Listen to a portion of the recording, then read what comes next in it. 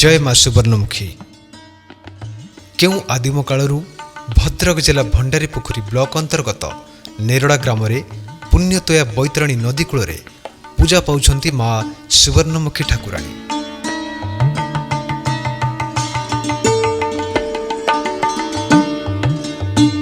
नेरड़ा बनस्ता जसटिकिरी आखुआपदा डाहाला पुरीपड़ा मिटुआणी रणपाल धनेत्री सरसदा एवं आखपाख ग्राम मानकरे माँ सुवर्णमुखी ठाकुराणी होउचंती ग्राम देवी। एही समस्त ग्रामवासी मानकर आराध्य देवी होउचंती माँ सुवर्णमुखी।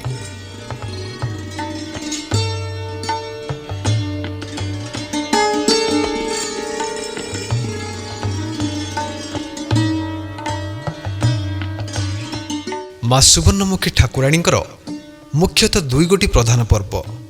मकर संक्रांति रे माँ पीठरे 4 दिन धरी होमयज्ञ अनुष्ठित हुए। यही संक्रांति रे हजार हजार संख्यारे श्रद्धालु माने समागम होती।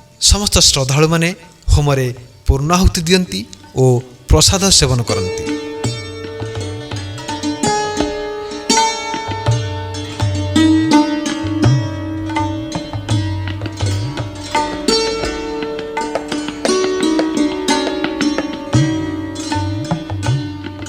एवं सेमानकर थिबा मानसिक पूरण पई पूजा अर्चना करती। द्वितीय रे पणा संक्रांति होची मांकर प्रधान पर्व। पणा संक्रांति रे मांक पीठरे मासंत दिन ठारू पर्व आरंभ हुए। एक बड़ धरणर मेला बसा जाए। पूजा अर्चना सहित सांस्कृतिक कार्यक्रम ऑपेरा परिवेषण सहित मेला दीर्घ सप्ताह पर्यंत चले।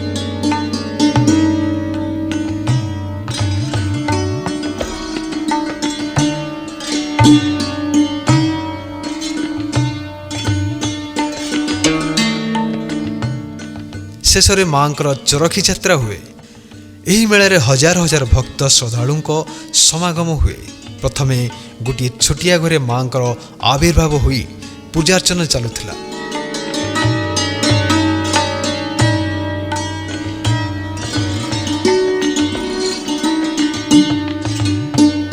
ग्रामवासी मानक सहयोग रे विभिन्न व्यक्ति आर्थिक सहायतार एक भव्य मंदिर निर्माण करा जाई अछि।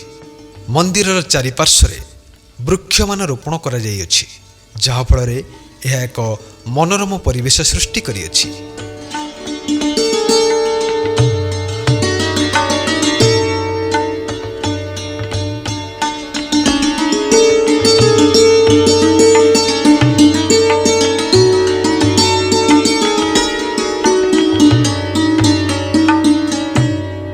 एही मंदिर बैतरणी नदी कूल अवस्थित होइथिबारु यह एक पिकनिक स्पॉट सदृश अनुमेय हुए।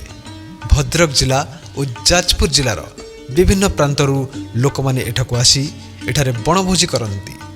बनभोजी पई सुवर्णमुखी कमिटी तरफरु समस्त आयोजन करा जाई अछि।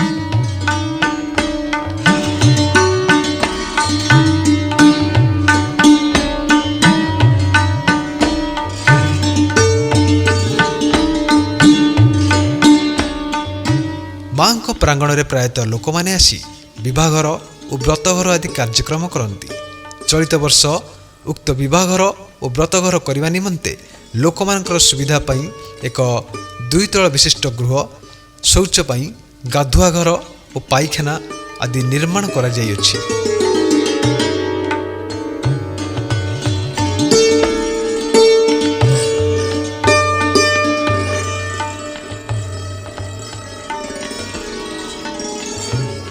मंदिर को गमनागमन पई ग्राम लोकंक सहमति रे एक सुंदर रास्ता मध्य निर्माण करा जाई अछि।